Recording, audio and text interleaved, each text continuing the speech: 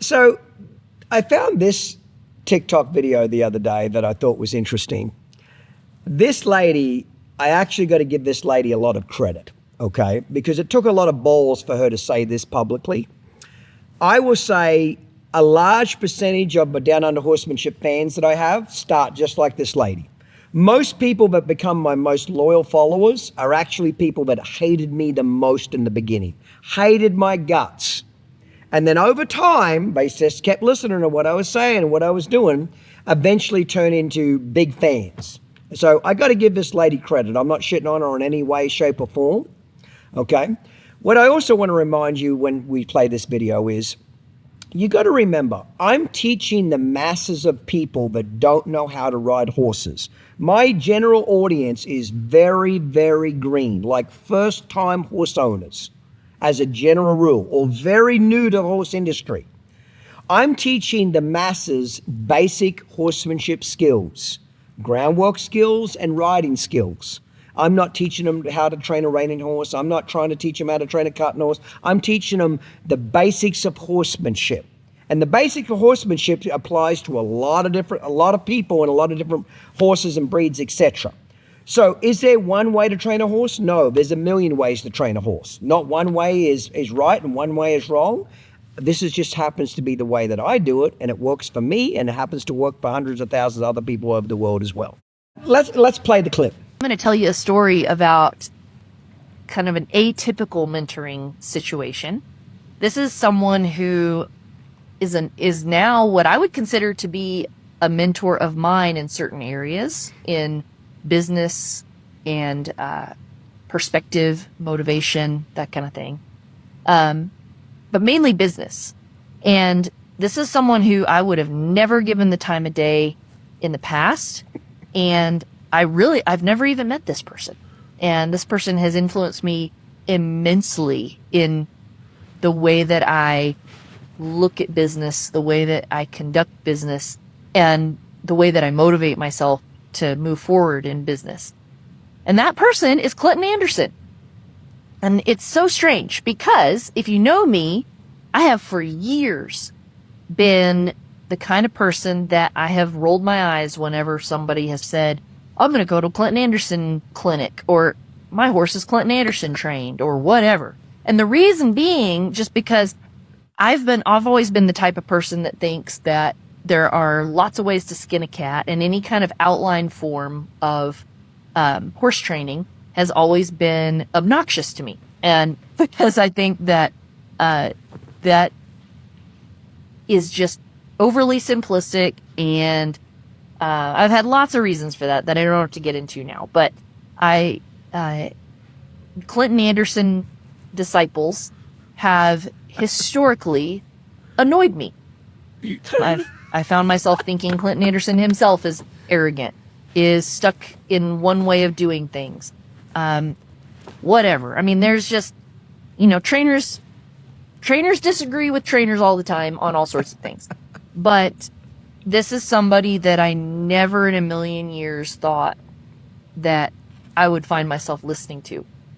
My husband, about 10, 15 years ago, I remember saying something along the lines of, I know the whole Clinton Anderson deal gets on your nerves, but you need to look real hard at what he's doing and how he's doing it from a business perspective, because the guy's a genius.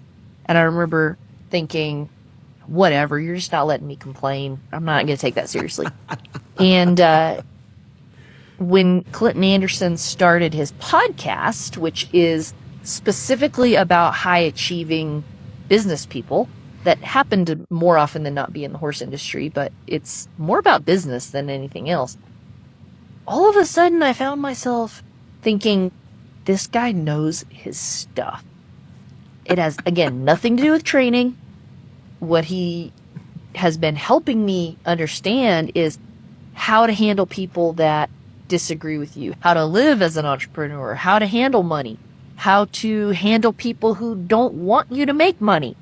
Clinton Anderson, through his podcast, has helped me hugely in just getting my act together as a small business and as an entrepreneur, and has also kind of been a kick in the pants that I needed a lot.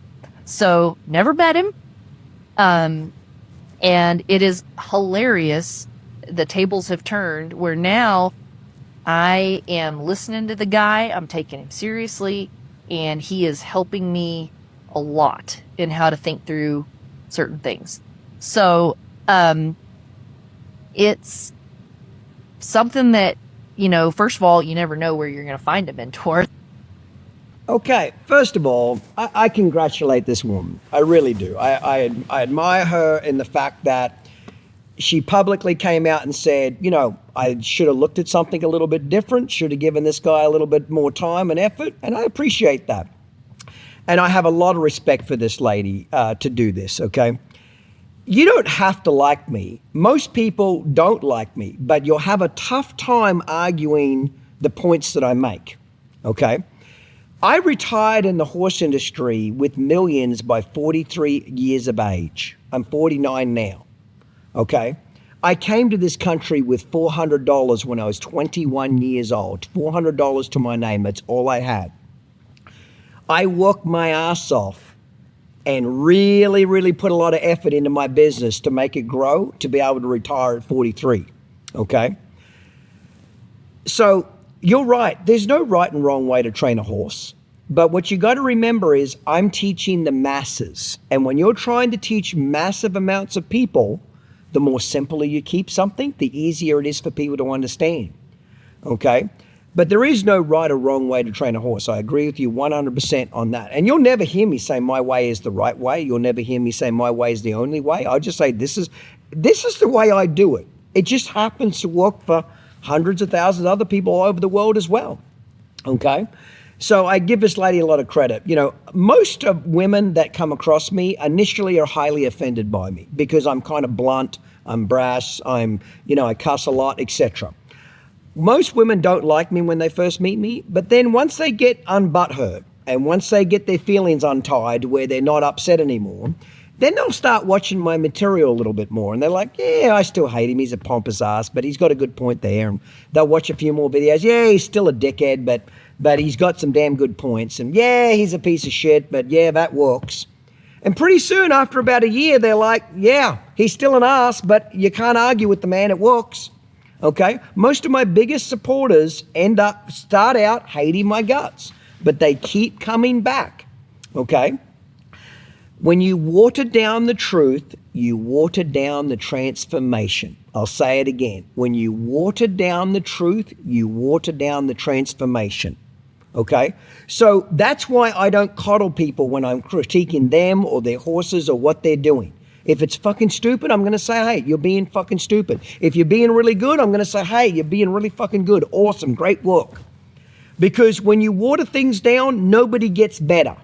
Okay? I'm not in the business to protect people's feelings. I'm in the business to keep people safe with their horses and help people learn.